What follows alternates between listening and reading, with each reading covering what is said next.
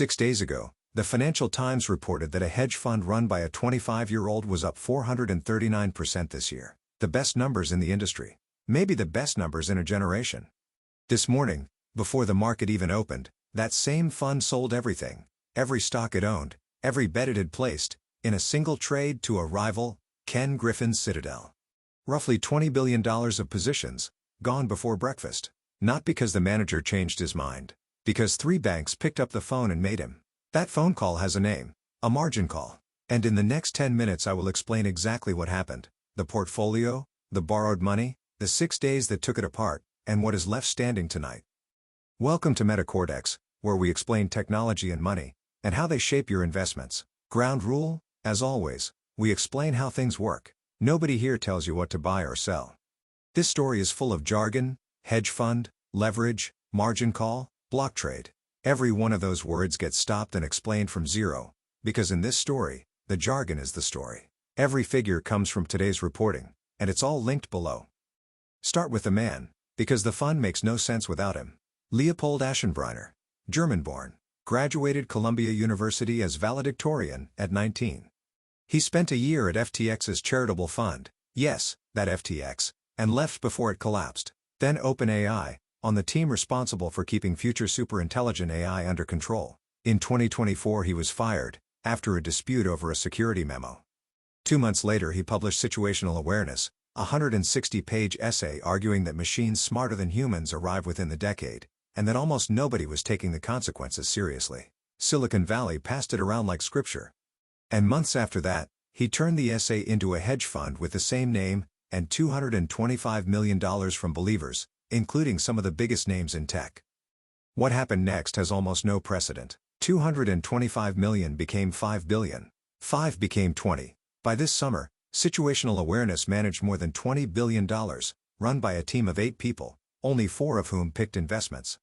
The returns, up more than 1,000% since launch, net of fees, up 439% in the first half of this year alone. 6 days ago, that 439 was a headline about genius. Keep it in your head, because the same machinery that produced it is about to run in reverse. Pause the story. What is a hedge fund?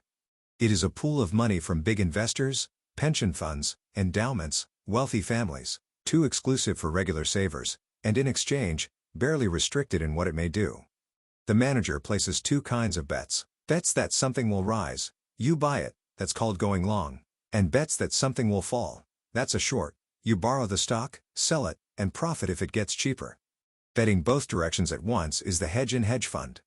And the manager takes famously rich fees, classically 2 and 20, 2% of the money every year, plus 20% of the profits. On a $20 billion fund having 1,000% run, those fees are measured in billions. So what was inside this fund? One idea, expressed everywhere. If superintelligence is coming, buy everything it will need. Chips, memory, data centers, power, and bet against the old software world it will disrupt.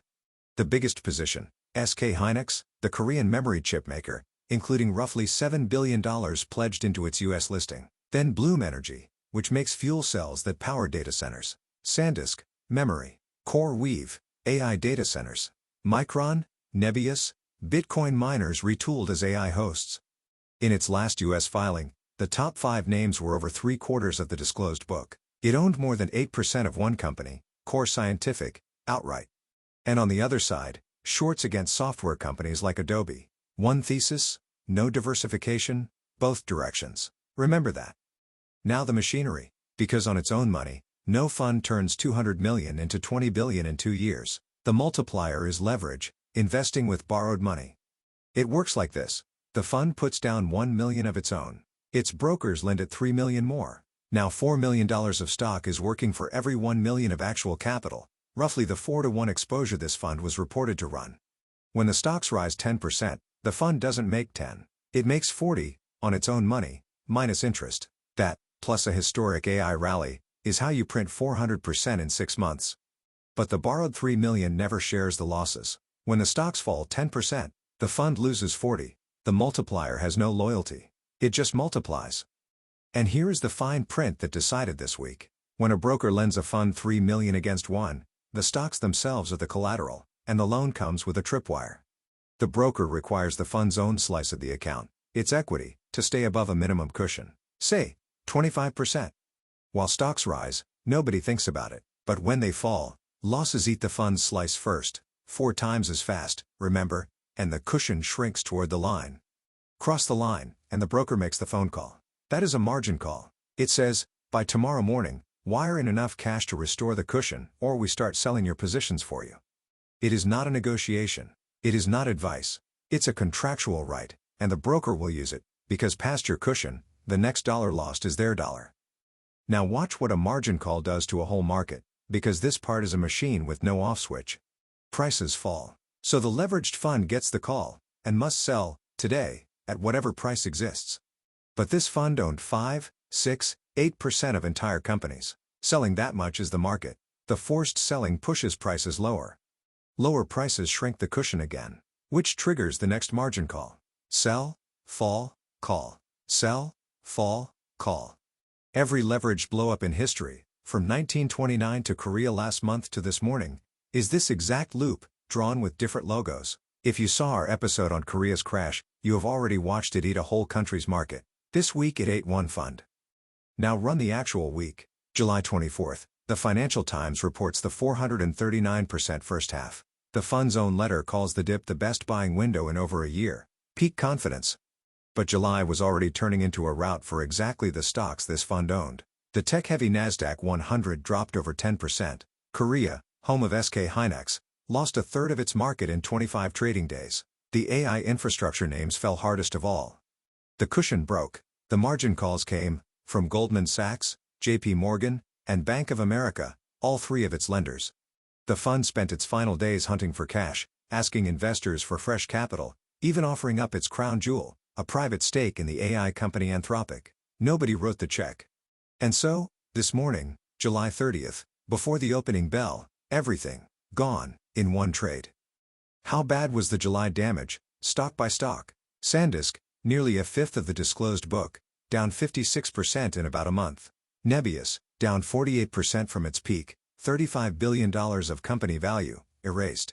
Bloom Energy, Micron, CoreWeave, each somewhere between 27 and 54% down during the month. Ordinary drops for a crash. Fatal at 4 times leverage, at 4 to 1, a 30% portfolio drop wipes out more than 100% of your own capital.